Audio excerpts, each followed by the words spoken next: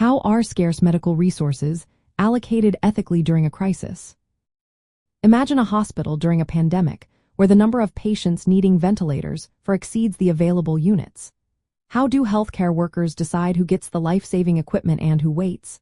This is where ethical principles guide tough choices in crisis situations. When resources become limited, the usual standards of care shift to crisis standards of care.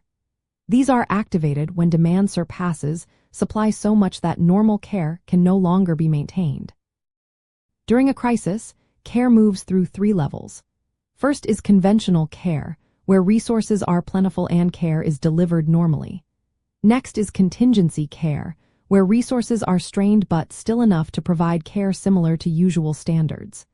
Finally, crisis care is when resources are so limited that healthcare providers must prioritize and triage patients. This means making decisions about who gets access to critical resources like ventilators, intensive care unit beds, or medications. The goal is to allocate resources ethically, based on core medical ethics principles. Healthcare systems must plan ahead to conserve resources and find ways to stretch supplies. This proactive planning is called stewardship. It involves strategies like reusing equipment safely or adjusting treatment protocols to save supplies. Fairness and equity are also key. Allocation decisions should be consistent and free from discrimination. Everyone should have an equal chance, regardless of race, socioeconomic status, or other unrelated factors. Transparency is vital, too. Clear criteria and protocols should be communicated openly to the public and healthcare workers. Maximizing benefit is another guiding principle.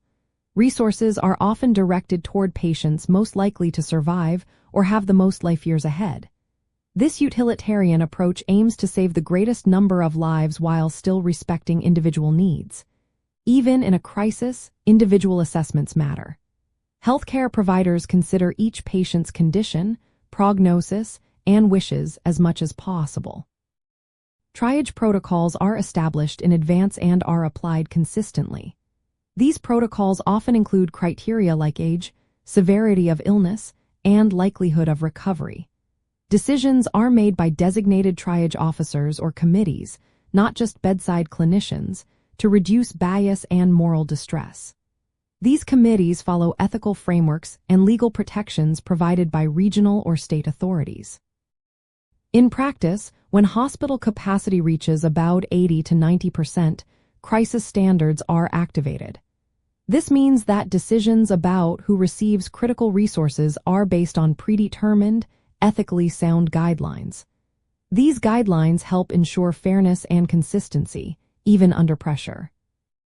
In summary, allocating scarce medical resources during a crisis is a structured process rooted in medical ethics.